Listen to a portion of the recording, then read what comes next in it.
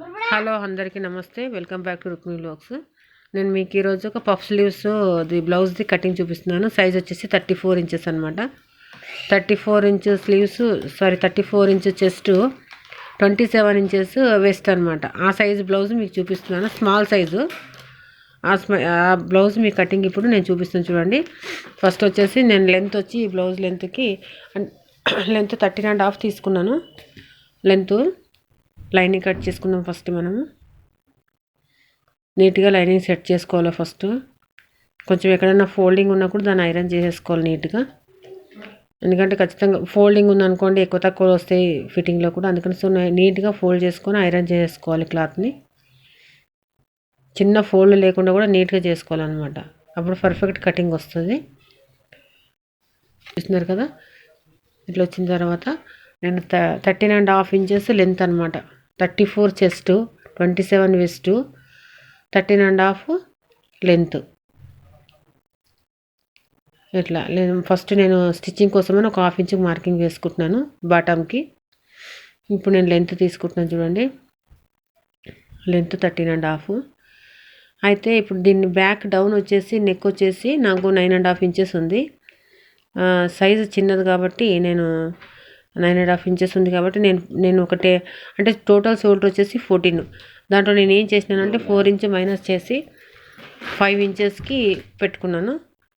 5 inches పెట్టుకున్నాను. 2 inches cutting కోసం, 3 inches shoulder ready అని. So 5 inches.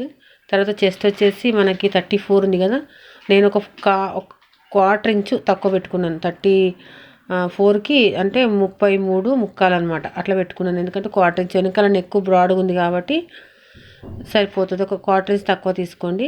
సైడ్లో సంకలో రింకల్స్ రాకుండా పర్ఫెక్ట్గా వస్తుంది ఈ బ్లౌజ్ మీకు. ఇది ప్రిన్సెస్ కట్ బ్లౌజ్ అనమాట.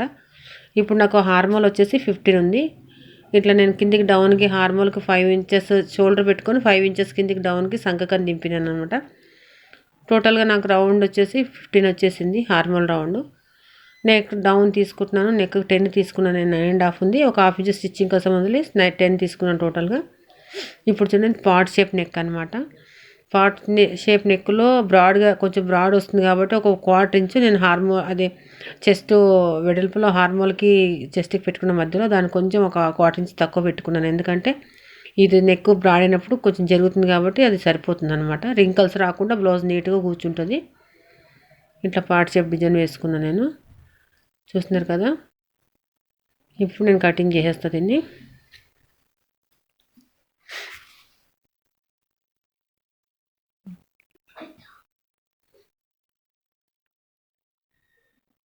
ఇట్లా కటింగ్ అయిన తర్వాత ఎక్కడెక్కడ నేను స్టిచ్ వేయాలనుకున్నాను అక్కడ నేను ఫస్ట్ బ్యాక్ సైడ్ డాట్స్ కోసమని మార్క్ వేసుకుంటున్నాను చూడండి. ఒక 4 ఇంచెస్ డాట్ మార్క్ వేసుకొని ఒక 1/2 ఇంచు అక్కడ వదిలేసుకొని ఆ సైడ్ ఈ సైడ్ 1/2 ఇంచ్ వదిలేసుకొని మార్కింగ్ వేసుకోవాలన్నమాట. ఎందుకంటే 1 ఇంచు నాకు బ్యాక్ సైడ్ డాట్స్ కోసమని పెట్టినాను అనమాట. నేను చూడండి ఎక్కడ స్టిచ్ వేయాలని అక్కడ నేను ఖచ్చితంగా పెట్టుకొని వదిలేస్తున్నాను. మార్కింగ్ వేసుకుంటున్నాను అక్కడ. అంటే ఒక మార్కింగ్ ఉంటే అక్కడ మనం స్టిచ్ వేయాలని మనకు తెలిసిపోతుంది అనమాట. ఇట్లా సైడ్లో కొంచెం పక్కలో కొంచెం ఎక్కువ ఉంటే తీసేసినాను. ఇప్పుడు ఫ్రంట్ పోర్షన్ తీసుకుందాము. ఫ్రంట్ పోర్షన్ మీద బ్యాక్ పోర్షన్ పెట్టుకొని ప్రిన్సెస్ కట్ కాబట్టి హార్మోల్ దగ్గర 1/2 ఇంచు, బాటమ్ దగ్గర 1 ఇంచు ఎక్కువ పెట్టుకోవాలి మార్జిన్. చూడండి, హార్మోల్ దగ్గర 1/2 ఇంచు చాలు. ఇక్కడ బాటమ్ దగ్గర 1 ఇంచ్ అనమాట. ఇంకా కింద బాటమ్ దగ్గర సేమ్ ఈవెన్గా పెట్టుకోవాలి. ఫ్రంట్ నెక్ నాకు 6.5 ఉంది. పైనుంచి 6.5 పెట్టుకొని రౌండ్ మార్కింగ్ వేసుకుంటున్నాను. చూస్తున్నా కట్ చేస్తున్నదని. కటింగ్ అయిపోయింది ఫ్రంట్ పోర్షన్. ఇప్పుడు ఫ్రంట్కి మార్కింగ్ అక్కడ పెట్టినాను కదా, అట్లా మార్కింగ్ 6.5 మార్కింగ్ వేసుకోవాలి ఫ్రంట్లో.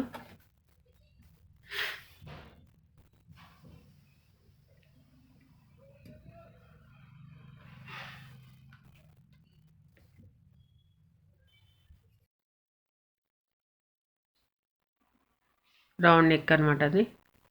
ఇప్పుడు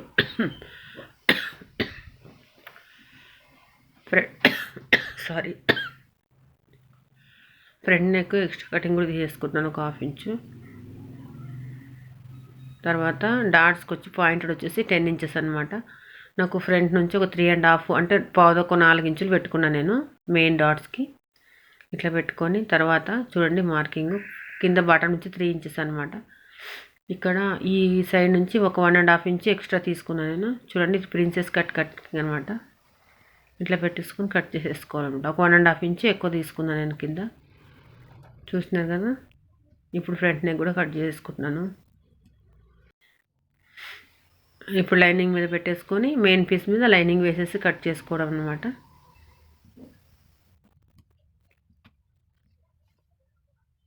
ఫ్రంట్ పార్ట్ కూడా కట్ చేసుకుందాం అట్లాగే.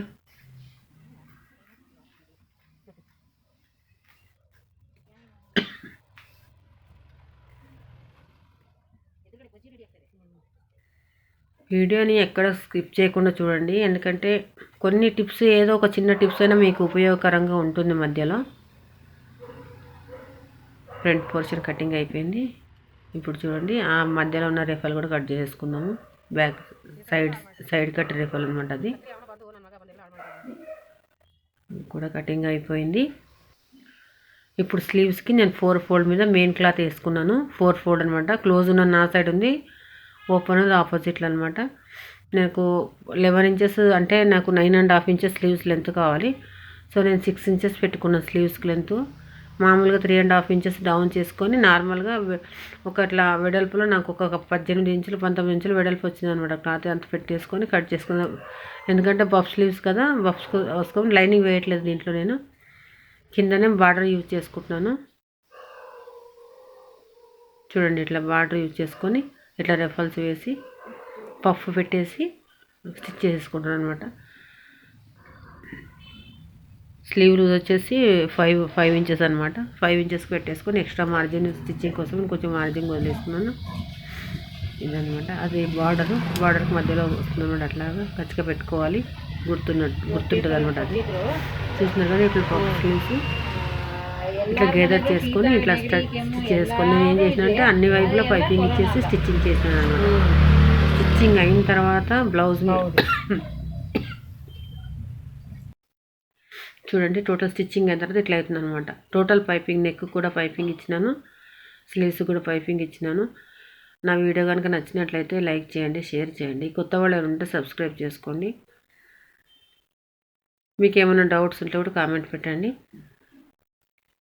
చూస్తున్నారు కదా బ్యూటిఫుల్ బ్లౌజ్ అనమాట, పఫ్ స్లీవ్ బ్లౌజు. సగం బార్డర్ వచ్చింది, total sleeve length 9 inches. Thank you.